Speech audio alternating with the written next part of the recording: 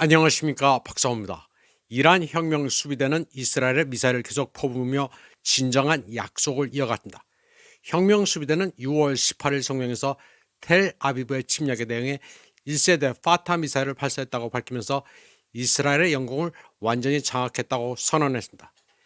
이란 영공을 장악했다는 이스라엘과 미국의 주장에 대해 웃기지 말라고 반박한 것입니다. 이스라엘은 공습 나흘 만에 이란의 방공망을 무력화해 큰 저항 없이 테헤란 상공을 비행할 수 있다고 주장했는데 이건 좀 과장입니다. 간간히 이란 상공에 들어가긴 하지만 이스라엘 전투기는 대부분 이라크 상공에서 원거리 미사일 공격을 하고 있을 뿐입니다. 트럼프는 이스라엘의 주장을 그대로 반박하면서 이란 영공을 완벽하고 전면적으로 통제하고 있다고 했는데 특유의 블러핑입니다. 이스라엘이 제공권을 장악했으면 전쟁에 이긴 거나 다름없는데 미국이 항모 전단까지 동원하고 B-2 폭격기에 벙커 버스터를 실어 이란을 전면 공격하겠다고 위협하는 게 앞뒤가 안 맞습니다. 이란의 주된 핵시설은 산악지대 지하 85m 깊이에 위치합니다.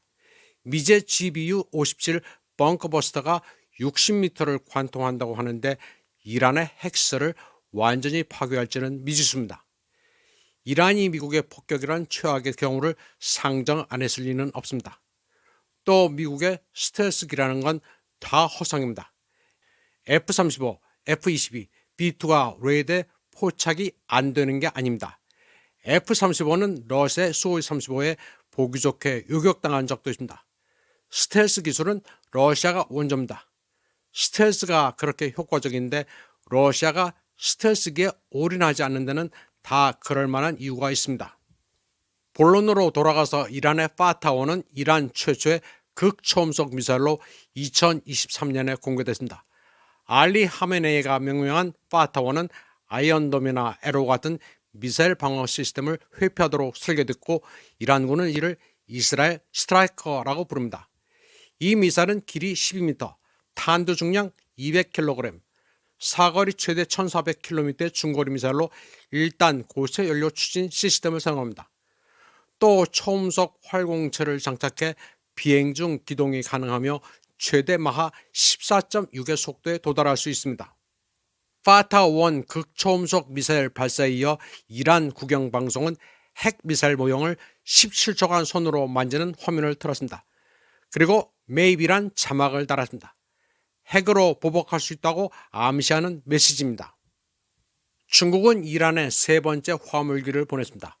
원래 룩셈부르크 행으로 기록됐는데 카자흐스탄, 우즈베키스탄 등을 거쳐 이란 근처에서 항적 기록을 껐습니다. 중국은 이번에 적극적으로 이란 편을 들고 있습니다. 왕이 중국 외교부장은 이란의 아라그치 외교부장에게 중국은 이스라엘이 이란의 주권, 안보, 영토 보존을 침해한 것을 명백히 비난하며 이란이 국가 주권을 소화하고 합법적인 권리와 이익을 방어하는 것을 지지한다고 밝혔습니다. 쉐바즈 샤리프 파키스탄 총리도 이스라엘의 도발에 대해 매우 우려스럽다고 규탄했습니다. 또 베네수엘라, 쿠바, 아프리카 중동의 21개국도 이스라엘을 비난했습니다. 미국과 이스라엘이 주도하는 이란 공격은 고립된 것이 아니라 글로벌 사우스 전체에 대한 지정학적 견제입니다. 이란은 글로벌 사우스 블록에서 전략적 역할을 수행하며 러시아, 중국, 베네수엘라, 수단, 예멘, 그리고 팔레스타인, 레바논, 이라크의 저항 세력과 함께 탄탄한 안보, 군사, 경제적 관계를 유지하고 있습니다. 이들은 미국의 세계 패권에 맞서는 최전선입니다. 특히 오바마 행정부 이후 워싱턴은 중국을 주요 적대국으로 명시적으로 지목해왔습니다. 그리고 트럼프 재임 기간 동안 하이브리드 전쟁은 더욱 심화됐습니다. 오늘날 미국은 지역 관계를 단절하고 아시아의 정치, 경제적 부상을 지연시키기 위해 중국의 동맹국들을 표적으로 삼고 있습니다. 하지만 역사는 멈출 수 없습니다. 이란, 러시아, 그리고 무엇보다도 중국은 견뎌냈을 뿐만 아니라 더욱 강해졌습니다. 이 국가들을 향한 하이브리드 전쟁은 수십 년 전에 시작됐으며 각 국가는 국가적 차원에서 확고한 입장을 유지하는 데 있어 매우 회복력이 뛰어나고 노련한 모습을 보였습니다.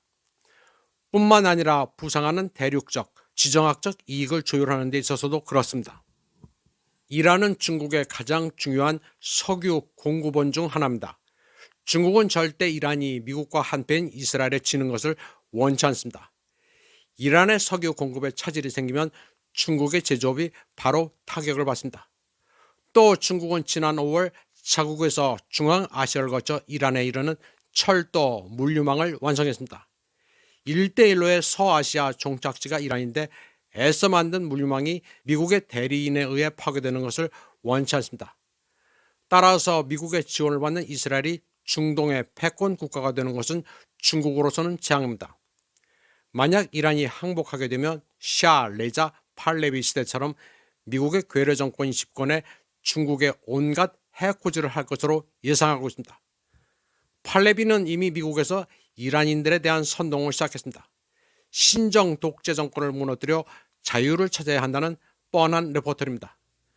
중국은 이란이 무너지면 테헤란이 미국의 지시를 받아 중국에 대한 제재에 참여하고 중국으로부터의 물자 흐름을 방해하는 시나리오를 잘 알고 있습니다. 한편 호르무즈 해협에서는 GPS 신호 방해로 인해 유조선 2대가 충돌하는 사고가 발생했습니다. 한편 텔아비브 등 대도시에서는 대피가 일상이 됐습니다. 이런 생활을 얼마나 버텨낼지는 알 수 없습니다. 유대인들은 방공호 안에서 공포를 잊으려는 듯 춤도 춥니다. 뭐가 굉장히 즐거운 모양입니다. 지들끼리 똘똘 뭉치고 있습니다. 그런데 이들은 여기에 외국인의 출입을 금지하고 있습니다. 이스라엘에는 태국이나 필리핀 노동자들도 많은데 방공호는 출입 금지입니다. 외국인은 공습에 죽든 말든 개의치 않습니다. 이번 방송은 여기까지 하겠습니다. 시청해주신 여러분 감사합니다.